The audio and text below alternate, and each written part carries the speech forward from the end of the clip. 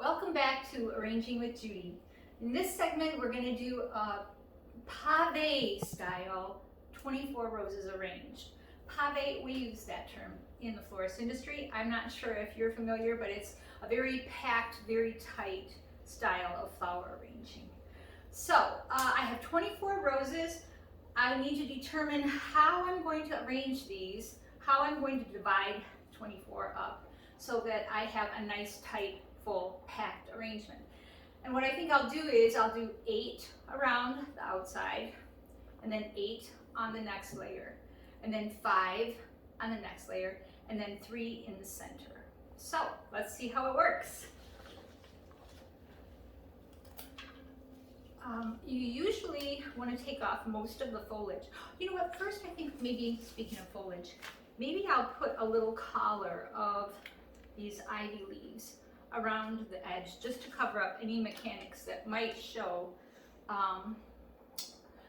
in the finished product. Also, a few options I probably should mention. You could use chicken wire in this. You could tape it with a grid of clear tape like I've shown you before, or you could use one of these little plastic cages or pillows or whatever you want to call them. And I've decided to try one of these plastic cages today and see how it works.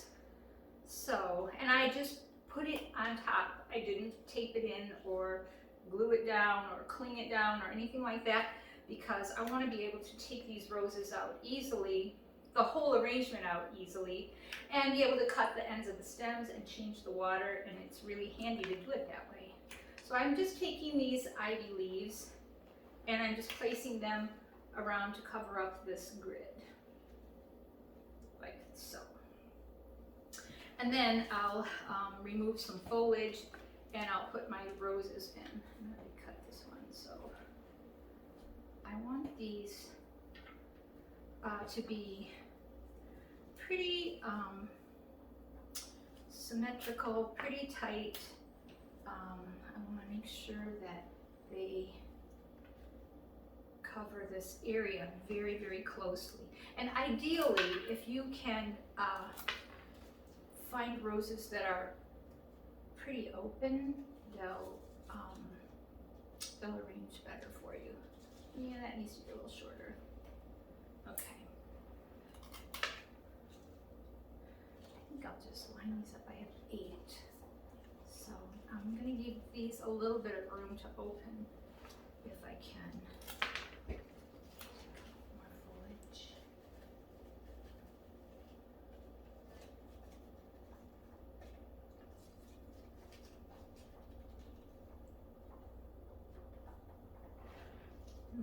They're pretty tight. Let's see if I can do this with 8. That was my theory. Maybe I'll go down to 9. Let's see. And then only 2 on the top. Sort of have to play with it. Every flower is a different shape, and every flower is a different size. So you might be able to mathematically figure this out, and then when it comes to doing it, you might have to adjust. So we'll see how this works.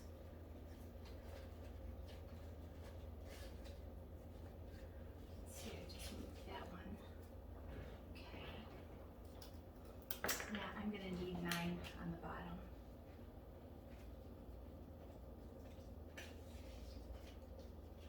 Because some of these are tighter than others. Oops, let's see.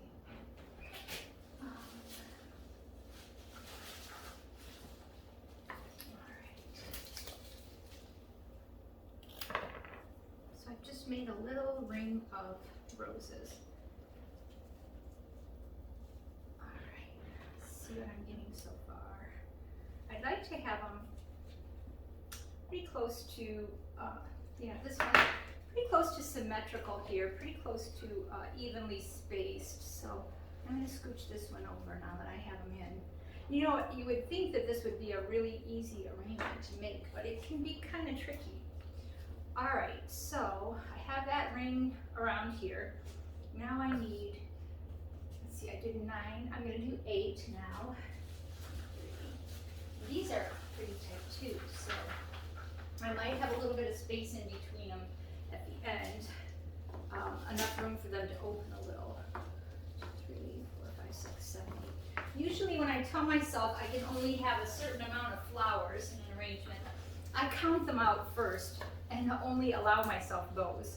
You know, if you just keep pulling out of that bucket, you'll find that you'll put more in than you can afford.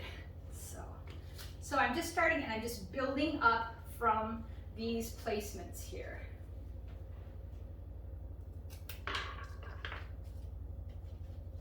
And I'll go sort of in between these, but these are kind of tight, so I'm going to try and like alternate loose, tight, loose, tight, loose, tight.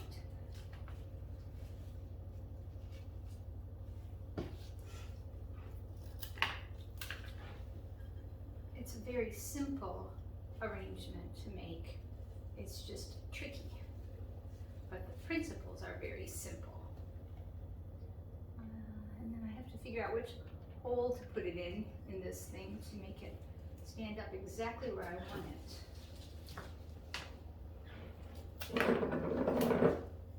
Well, let's see. Okay. Maybe I need to, maybe I don't need as many as I thought on the second layer. Let me see. There we go.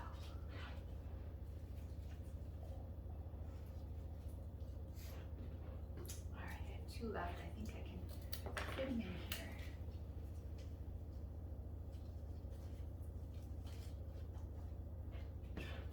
And one on the opposite side.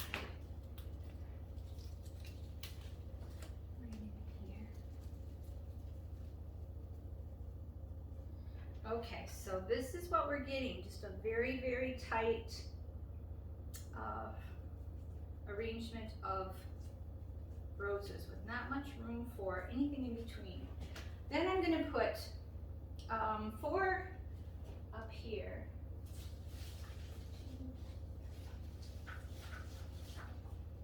And then, no, I'm going to put 5 up here. And then 2 in the middle.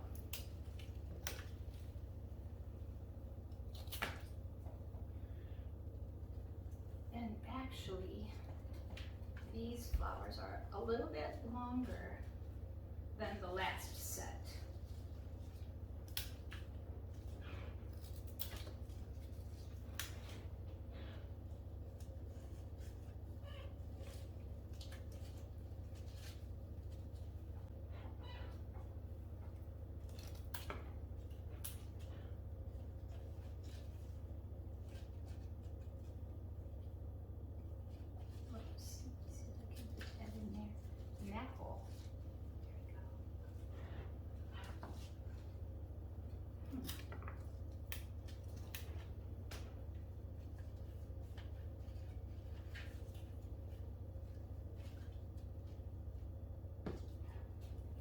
Guess what?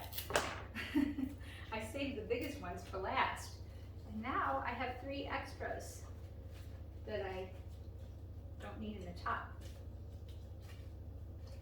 All right.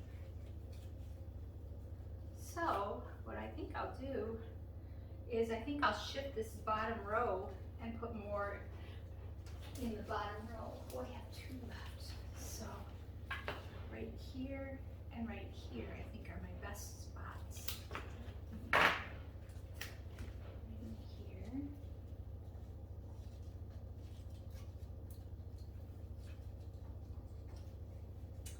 All right, wiggle, wiggle, wiggle. And then one over here on this side, I think. And then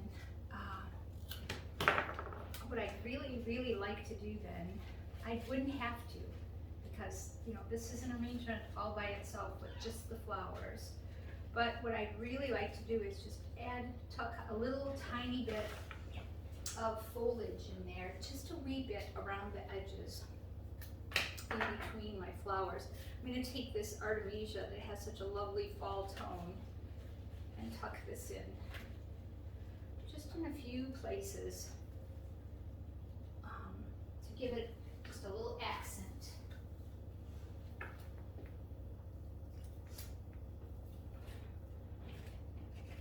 So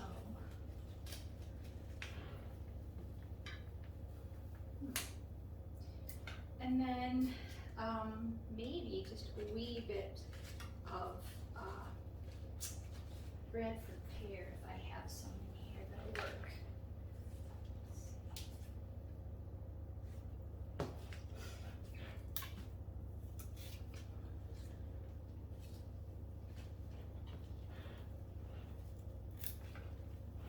Maybe one more over here.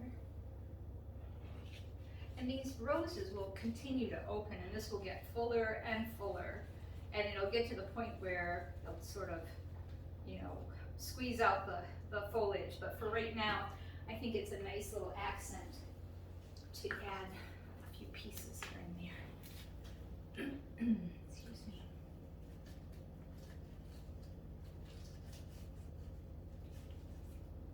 And I think I like this grid. I think you would enjoy working with it. It seemed to fill it real nicely and still give me enough space to add where I wanted to add. So you might want to try these. Or, as I said, you could use chicken wire too, and that would work. So put one right in here, and then a couple pieces, if I can, of this, because I like that combination with that aqua ceramic vase. It just gives me a real lovely fall arrangement. Just a few pieces in here. These Bradfords have mean pokey things on their stems that right at the edge of of a leaf. So treat them with care. Let's see. Oh, I like that in there, don't you?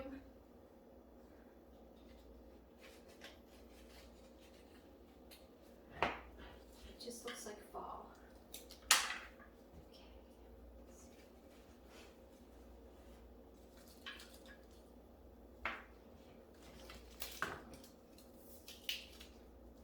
And in the spring, you know, maybe I would add a different foliage in here. Something soft and pale. Maybe, oh, maybe some lady's mantle blossoms would be pretty in here with this. You could go with something in the purple tones too. That would be beautiful with these peachy colored roses. Even, oh, pink apple blossoms or cherry blossoms would be lovely mixed in with this. So just because I'm doing this in a fall tone, you know, it doesn't mean you have to do it in a fall tone. You could use anything from your garden that would go with your seasons, you know. So this is pretty much it. A Pave-Style arrangement, 24 roses with a little bit of fall filler in it. Okay?